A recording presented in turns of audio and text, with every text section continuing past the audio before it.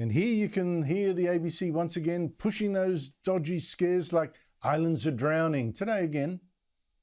As the ice melts in Antarctica, it doesn't stay there. It strongly impacts places like the Pacific, where there are many low-lying islands. He's worried that melting ice sheets could cause many metres of sea level rise. When might we see progressive and unstoppable ice sheet retreat? There are some studies that show this could be already underway. God, spirits, this is so irresponsible that the ABC did not admit today what it was forced to admit 3 years ago, that in fact hundreds of Pacific islands were instead getting bigger. One study of 221 atolls said they'd grown by more than 61 square kilometres since the year 2000. Earlier study in 2010 of 27 atoll islands in the Pacific over several decades showed 43% had stayed stable in size and another 43% had actually grown, with waves dumping sand and crushed coral on them. I mean, seriously, why does the ABC ignore this cool science again and again and again? Joining me is the panel, Will Kingston, host of Fire at Will, a podcast from The Spectator on politics and culture, and Sky News host Danica DiGiorgio of Danica and James every Sunday here at 8 p.m. I mean, Will, there are three subjects where you know our media can't be trusted to tell the truth, the full truth. There's Donald Trump, race issues, global warming. Why is that? Because most journalists have become activists, Andrew. The fundamental conception of the role has changed in the minds of most young journalists, from reporting what is going on in the world to trying to shape what is happening in the world.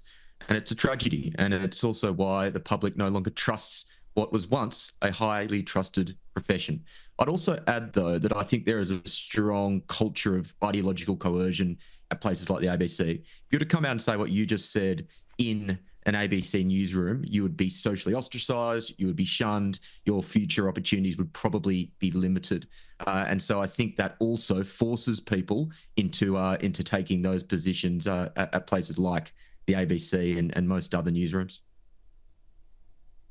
Yeah, Danica, it's like a religion, isn't it? I mean, you know, for instance, here we've got an army that's short of soldiers, short of money, short of weapons. The Albanese government's got our defence forces to commit to and report on plans to go net zero. You know, saying, oh, it's going to explore using green aviation fuels on its jets or having electric Bushmaster vehicles. I mean, seriously, would China be doing this kind of thing? No, Andrew, China would be actually laughing at us right now. In fact, our enemies would be laughing at Australia, going, look at them. They've got a woke army who is obsessed with diversity and inclusion. They've even got gender-neutral names for some of their weaponry and machinery, and we can't even get recruits. And we're going down that path, and now the cherry on top of the cake, Andrew, we're going net zero. Now, I can tell you that China are not going net zero when it comes to their army because they're too busy building their army. We may as well say, hey, look, we're open for business at the rate this army's going. It's just wrong priorities again. Honestly, Will, it makes you hope that China will take pity on us. And if we ever do have to use our electric Bushmasters, that we are fighting somewhere where there's plenty of recharging station and the time to recharge them. I mean, the whole thing is so insane. You know, it used to be a joke arguing with the clouds. Now we're fighting them.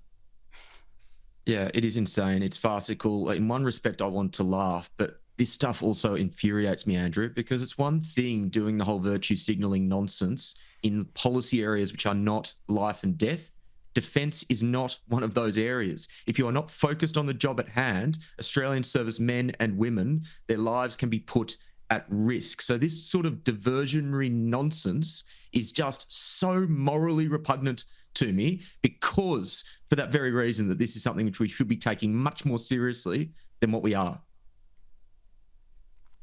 I think so. Look, Danica, look, a couple of us on the show earlier this week, I've forgotten who it was with, and I was being assured that we're over, Stephen Trevura, I think it was, we're over the period of peak woke, and that Donald Trump has helped push us over that from now on, you know, woke is on the retreat. Do you see it that way? Well, I actually feel quite optimistic, to be honest with you, Andrew, because that's what the US election taught us, that people were pushing back against the woke ideology, against DEIs. People have had enough. And when the silent majority have had enough, they've really had enough. Now, I think certainly it's set the tone. I think Australia is still a few years behind the United States when it comes to this, and we certainly have hit peak woke in this country.